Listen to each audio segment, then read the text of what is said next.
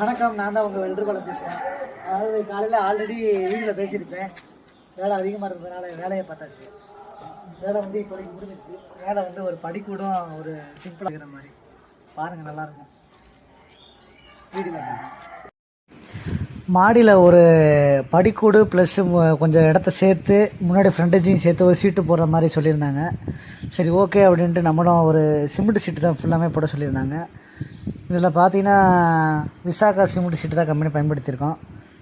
எல்லாமே GB pipe தான் பயன்படுத்தியிருக்கோம். கொஞ்சம் மெயின்டெனன்ஸ் செலவு கம்மியாகும். இதனால் முன்னாடி பார்த்தோம்னா தண்ணி சைடில் கீழே ஓடுறதுக்கு பிவிசி பைப்பை சொருகி அதை லாக் பண்ணுற மாதிரி ஒரு சென்ட்ரிங் கம்பி வச்சு பற்ற வச்சாச்சு.